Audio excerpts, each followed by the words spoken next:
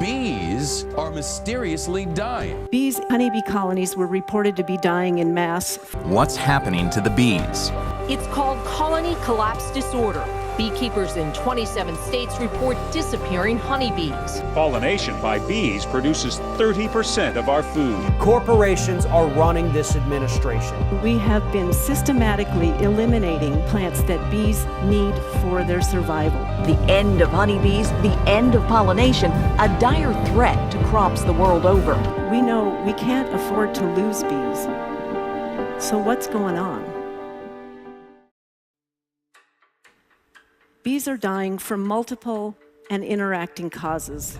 When the colonies die and we don't know why, we need to go and find out what they're trying to tell us in terms of pesticides, climate change, fertilizers, other stressors that are important. We changed our farming practices. We stopped planting cover crops. We stopped planting clover and alfalfa, which are natural fertilizers that fix nitrogen in the soil. And instead, we started using synthetic fertilizers. More crops mean more pesticides, and many beekeepers have blamed CCD on neonicotinoids, widely used chemicals that are absorbed by plants and can accumulate in pollen and nectar.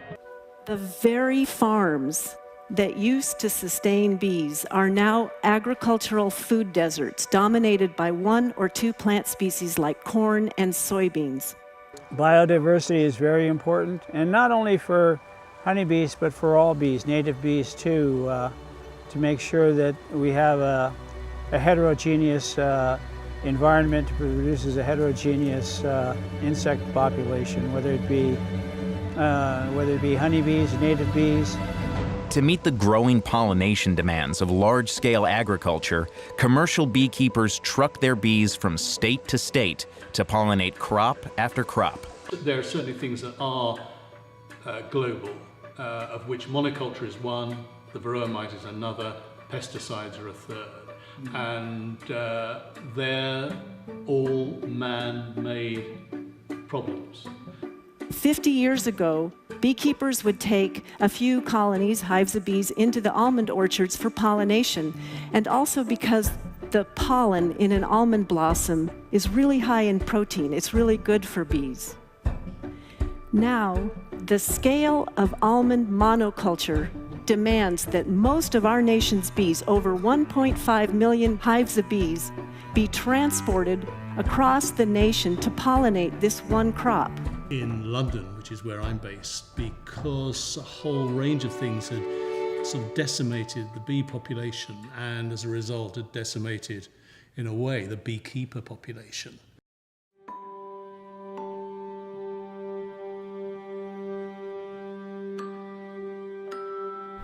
A little known fact is that in its lifetime, a bee will make 1/12 of a teaspoon of honey. That means that in every big teaspoon that you glob on your English muffins, you should thank 12 bees. My name is Mark, and you are? I'm Pilar.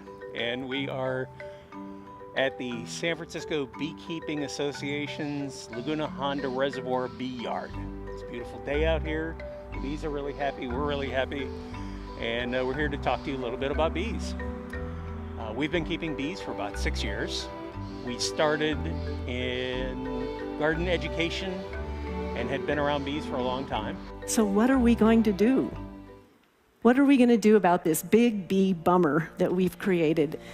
Every one of you out there can help bees in 2 very direct and easy ways.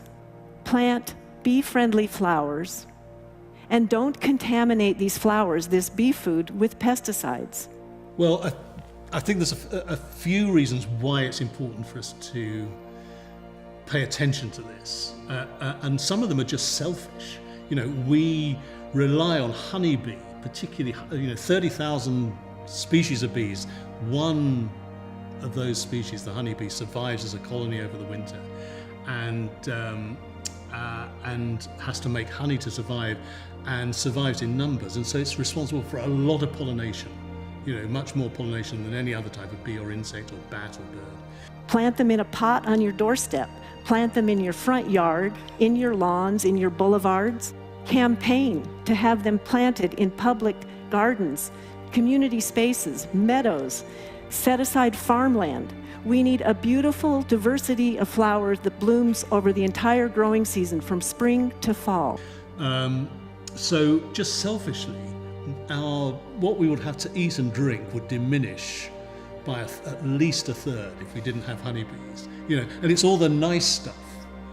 It's all, it is the walnuts and the cranberries and the glasses of wine and and we'd just be left with oatmeal, which is, fine, you can survive on oatmeal, but it wouldn't be nearly as interesting. So that's a selfish reason. And we need to diversify our farms. We need to plant flowering crop borders and hedgerows to disrupt the agricultural food desert and begin to correct the dysfunctional food system that we've created.